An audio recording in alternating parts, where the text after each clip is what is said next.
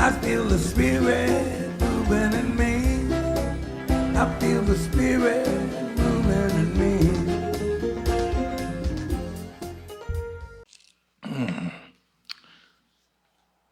During the Bengal famine of 1943, there was a very proud woman who was extremely poor, barely had food on her table, didn't have niceties in her home. She really lived on the edge of poverty. And at that time, the Ramakrishna Mission monks went to her, as they did to the entire village, and they said to her, "We want to help you." And she said, "No, thank you. I don't need your charity. I don't need your donations. I don't need your help. I am self-sufficient." And the monks were touched. And they spent time with her, and they talked to her. And they talked to her about Seva. And Seva is giving from a place of generosity. And they spoke to her about generosity. They spoke to her about gratitude.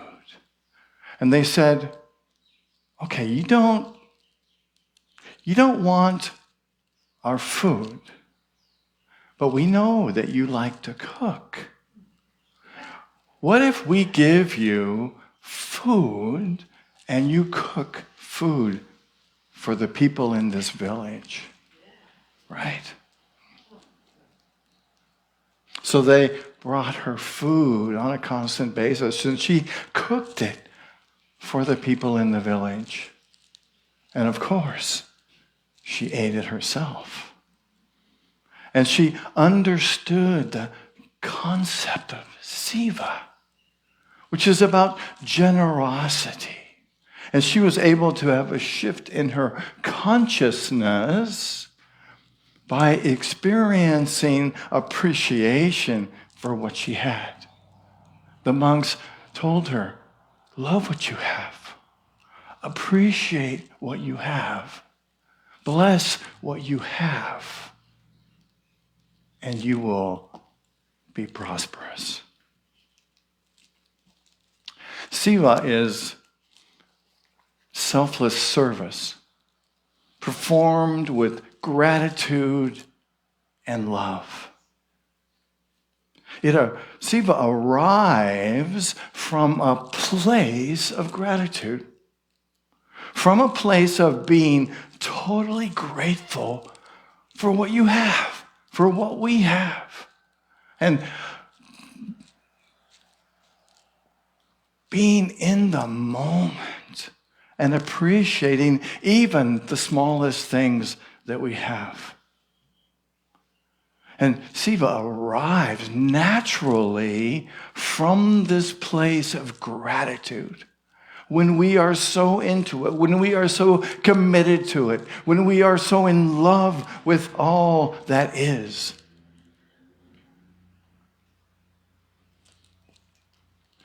This talk is the second talk in the series I'm doing that I'm titling Gratitude Across Spiritual Traditions. Last week we looked at indigenous people and their wisdom and their attitudes about gratitude. And today we're looking at Jainism and Hinduism and their practices and ideas about gratitude. Next week we're going to look at Buddhism and its practices and attitudes of gratitude.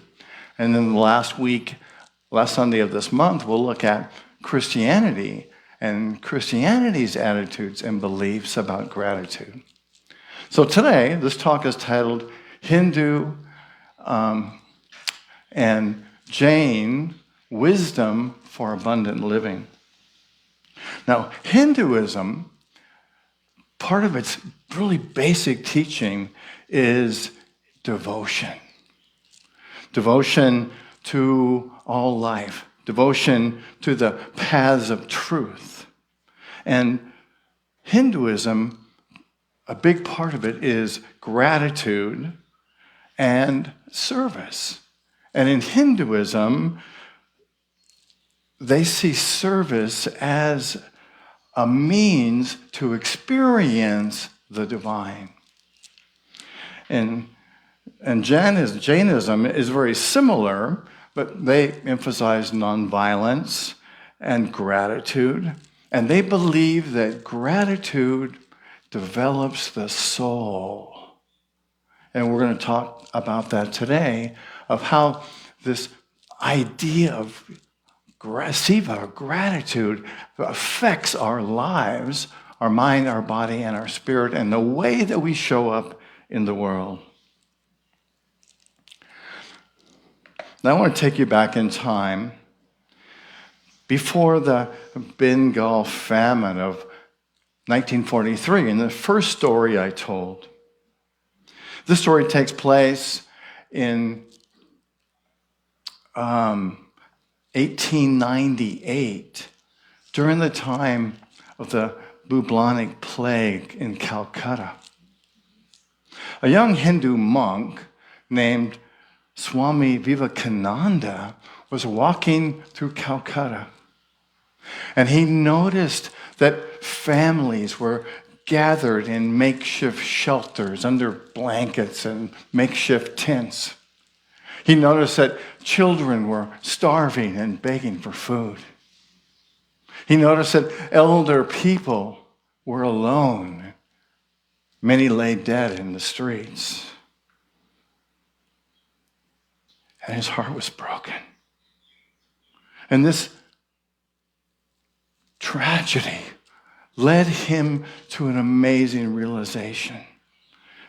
He said, how can one seek God while the poor suffer?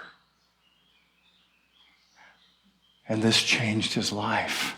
It changed the mission of his life and the course of his life. Vivekananda was inspired by his teacher, Ramakrishna, who taught that serving humanity was the highest form of serving God. And this became the driving force for Vivekananda, which eventually led to the founding of the Ramakrishna Mission. And during the plague of 1898, the monks transformed their temple, their mission, into a hospital. And they brought people in, and many said, boy, this is dangerous. How can you help people that have the plague? But they brought them in, and they helped them, and they taught them, and they dedicated their lives to helping the suffering.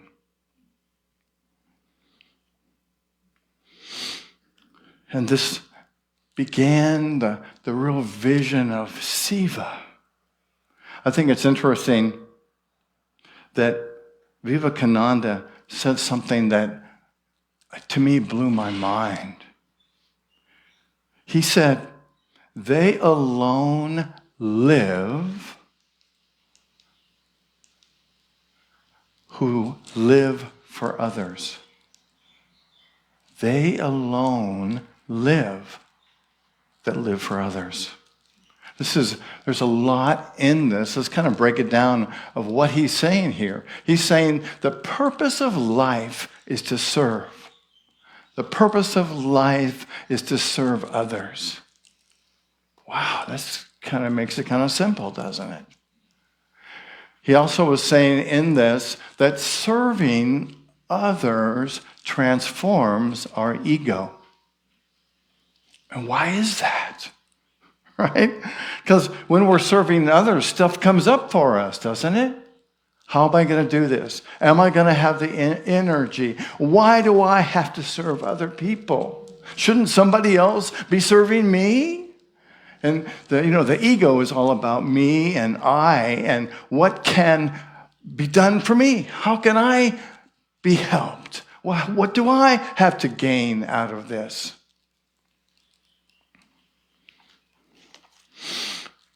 And the next thing is the realization that when we serve others, we serve the divine. Why is that?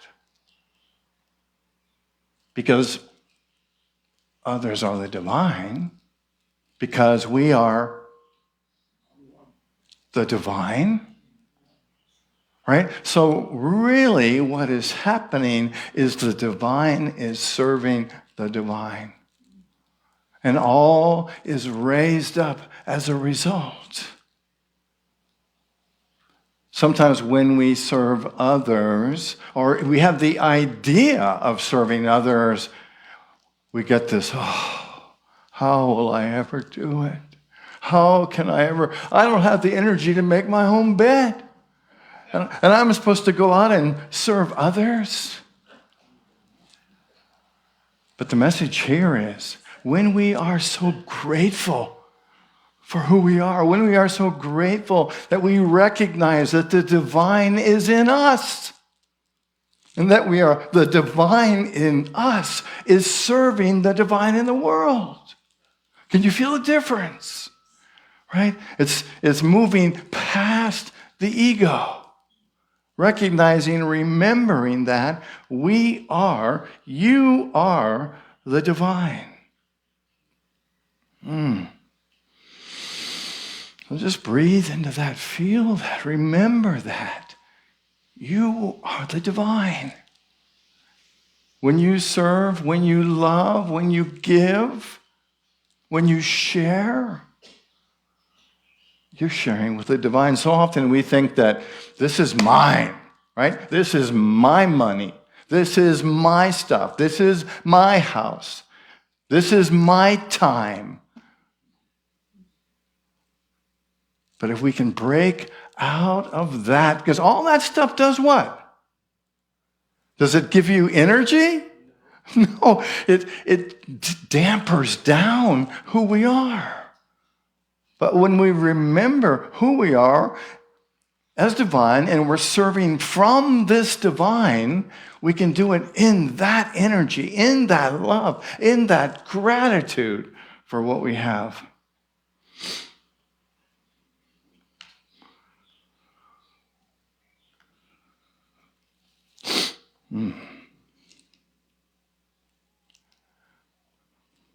And the last part of this, saying, the meaning that I'm gathering from this is, they alone live who live for others, is that service to others is the path to spiritual growth. That's it. Used to be monks and gurus, and they all sat in their temples and they meditated, and maybe us too. We meditated, we did affirmations, and we're, I'm so holy. Ever think that way? Well, maybe you didn't. That's just my ego speaking. But, right? But we did all this stuff for ourselves, right? And we think, that's it, baby, I am enlightened now. Right? No, you're on the way, but enlightenment comes when we serve others, right? Why is that? Because that's where we face our shit. I didn't want to use that word because it has a lot of connotations, and depending on where you are with your gardening or directing your steers, it can be distracting. But when we are serving others, we face our limitations, right? We face the ego. We face the parts of us that say, oh, no, you can't do that. Oh, you got to hold on to what's yours. Oh, it might get away. And that's the biggest fallacy in the world, isn't it? We think that holding on to what we have is going to keep it. It's going to go no matter what. But if we give love away, reminds me of that song about pennies, remember? Magic penny, how's it go?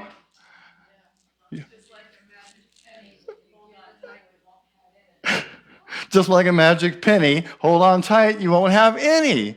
but give it away and you have plenty. Probably not the words of the song, but you know what I'm saying. So the whole idea is that when we live from gratitude and give from gratitude, we are fed, just like the woman in the first story I told. Because gratitude, giving to others, expands our consciousness.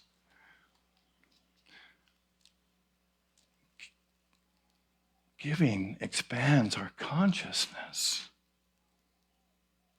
Giving blesses the receiver. And blessing or giving blesses the giver, right? Amen. So I want to do a little bit about reflection with you. It's just a couple minute reflection. So I invite you to close your eyes if that's comfortable. And just take a few breaths in and let yourself be centered and focused and present in this moment.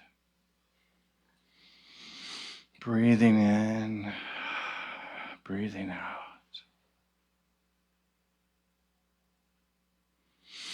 And take a moment to reflect on your spiritual journey.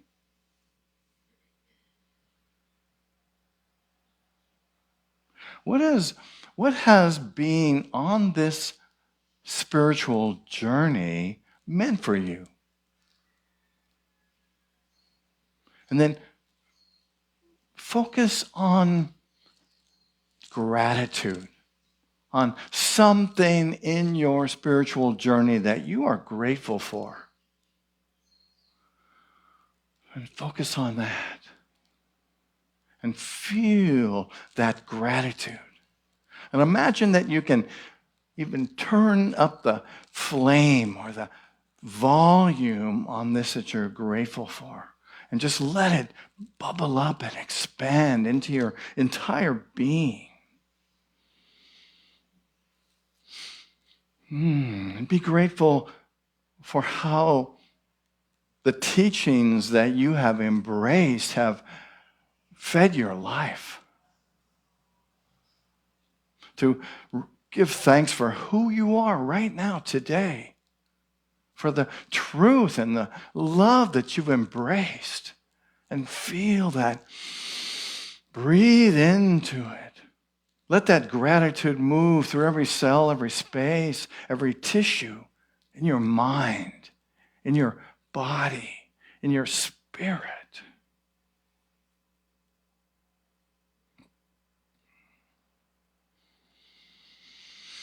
Breathing into that.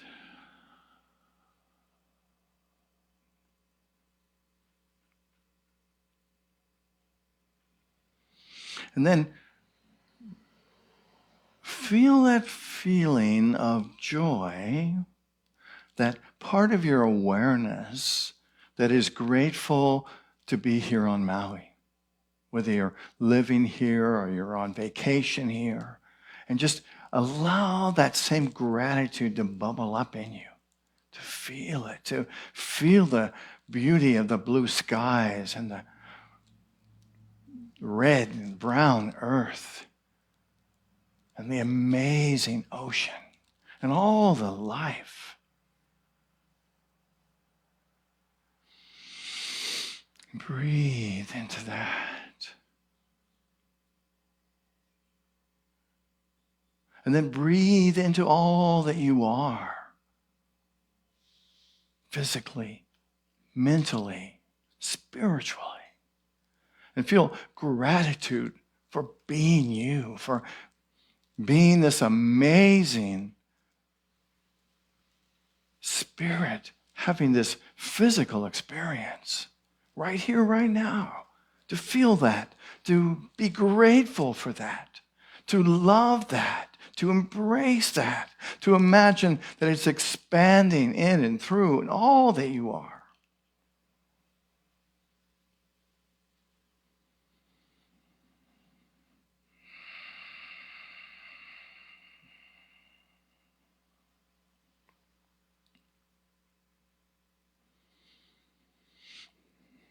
gratitude. Be grateful.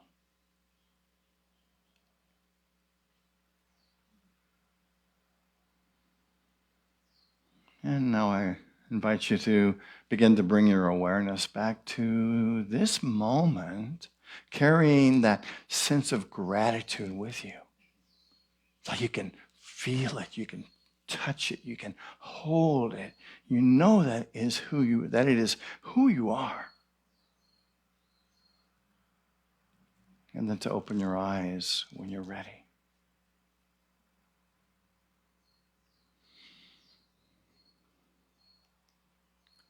So,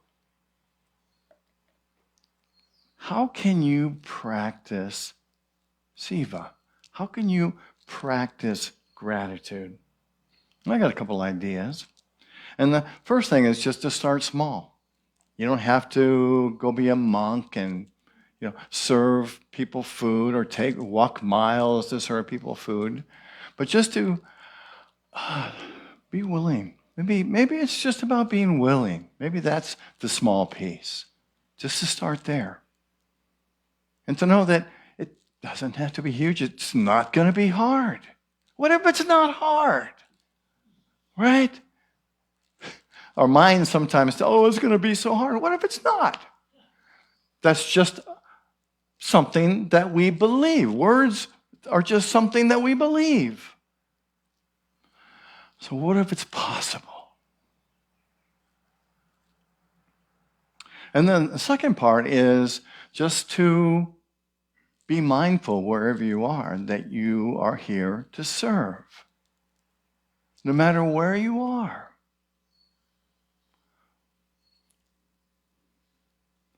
Reminds me, just this week I did a simple thing. I was at Whole Foods, and somebody was taking their cart back to park it after they unloaded their groceries. I said, hey, can I help you move your cart? Take your cart back to the store. I needed one anyway, right? So I gave and I received, right? So it's just to be willing to be able to look all the time. In the same visit, some lady was trying to reach something on the top shelf. She couldn't get it. Oh, can I help you get that? Oh, yeah, here you go. Thank you.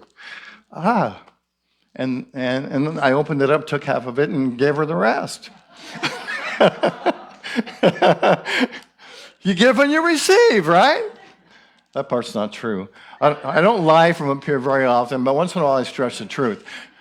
So, and then what else can we do? So we're being mindful, we're being aware that we can give wherever we are, and then let go of expectations, right? Let go of the idea that you have to be thanked, that you have any expectation after you give, right?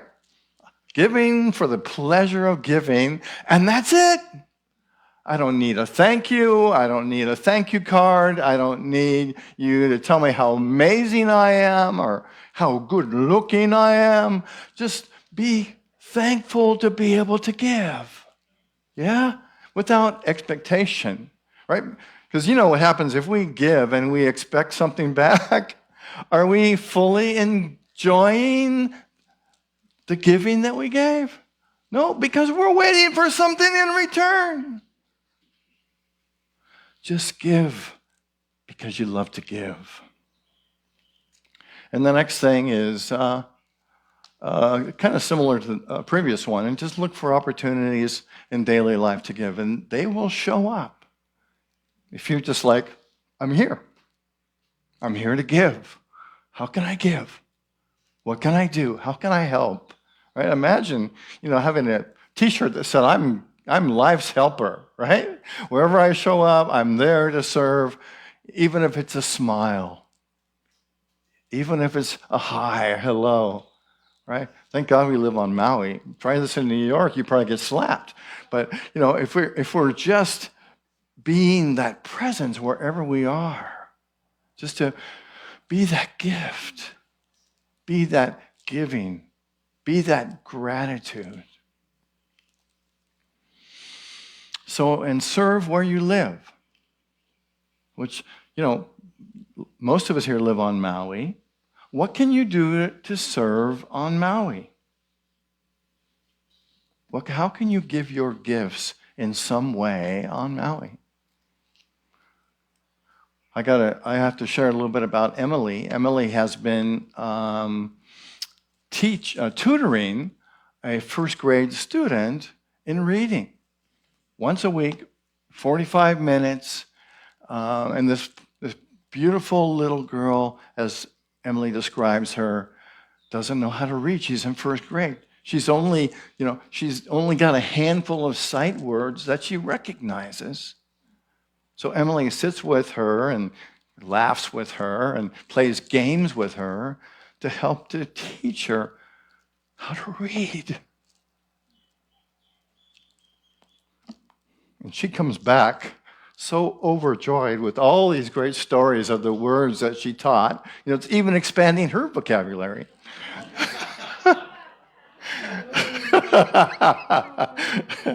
Yeah, I'll pay for that later on. You know what goes around comes around, right? But the idea is, how can you serve? How can you volunteer? And we've done things here. We volunteered at what's the organization we helped? Food Bank. Yeah. And how can you serve here at Maui? What can you do to share your gifts? We all have amazing gifts. I know you have them, or you wouldn't be here. How can you share your gifts where you live? And then the last one is to serve your spiritual community.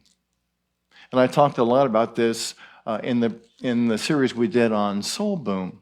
And what the idea is that we are building a community here.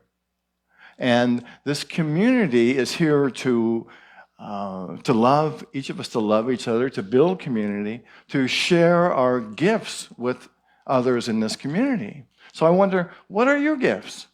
What could you do to help build community here at Unity? All right? Next week, we're having a potluck. I hope that you will all be here. But maybe after this potluck, you'll want to have one that you'll organize yourself. Or maybe you'll want to do a small group, book study.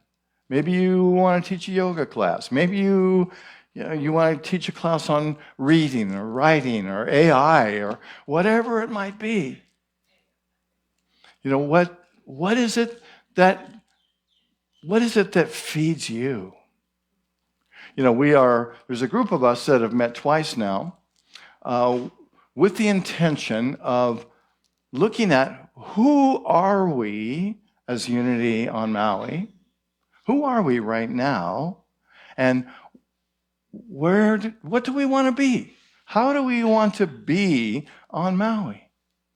We're looking at kind of rebranding ourselves or renaming ourselves or expanding who we are so that we serve people on Maui. And if you want to know more about that, you can ask any of the people who have their hands up right now, who are a part of this group, because the next step is to embrace more of us to get us involved in holding the possibility for what Unity on Maui can be. So I have a challenge for you, and it's pretty simple. It's just wherever you go this week, and actually my assignment is pretty small. I'm only asking you to offer at least one act of Seva this week. Just one. Right? Shouldn't be too hard, right? And I know there are many people in this room who I know serve people all the time. And thank you and bless you, for doing that. But I'm just saying, okay, what can you do? And I'd love for you to tell me about it next Sunday and say, hey, Rev, you know what I did this week? You know how I served somebody? Remember that gal that you took half of her pasta sauce? Well, I gave her the other half. But just be open to giving something this week. to giving some kind of service, to giving some kind of love. And I know as you experience your gratitude and show up with that gratitude, an opportunity is going to show up for you. So I'd like to end with a story. And this took place during the Bengal famine. And the monks of the Ramakrishna Mission walked for miles carrying food and medicine to people in villages close by, serving them, loving them, giving to them without expectation of anything, recognizing that they are serving the presence of spirit that is in others as well as themselves. And today, this Ramakrishna Mission still exists and operates in hospitals and schools and relief centers worldwide. And it's based on the principle of Seva.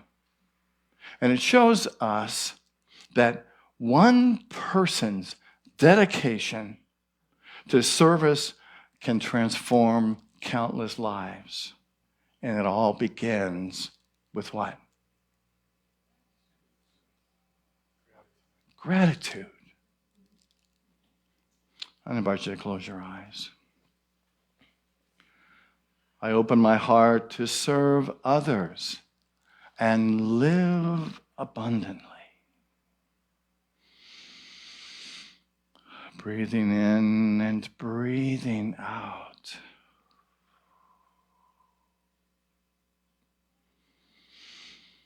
And I invite you into that place of gratitude within yourself. To feel gratitude for all you are, all you can be, for the amazing, loving presence that you are, for being the beautiful expression of the divine that you are. Gratitude. Imagine that you are the light of gratitude.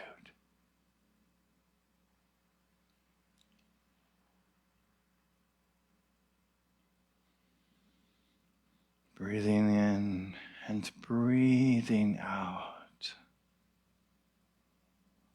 Imagine that you're surrounded in the light of gratitude.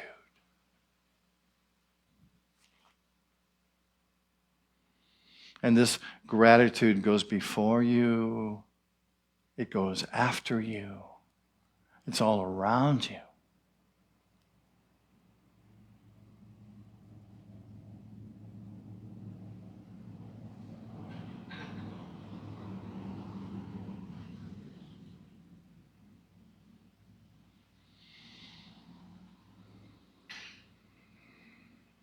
Breathing in and breathing out. And I invite you to bring your awareness back to this moment.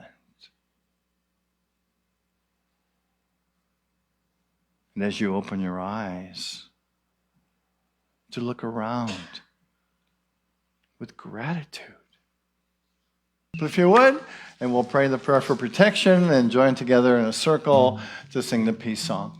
So for ourselves, for this ministry, for all life, let's pray together the prayer for protection, which begins, the light of God surrounds us, the love of God enfolds us, the power of God protects us, and the presence of God watches over us. Wherever we are, God is. Thank you for being here today. Thank you all out there on Facebook land.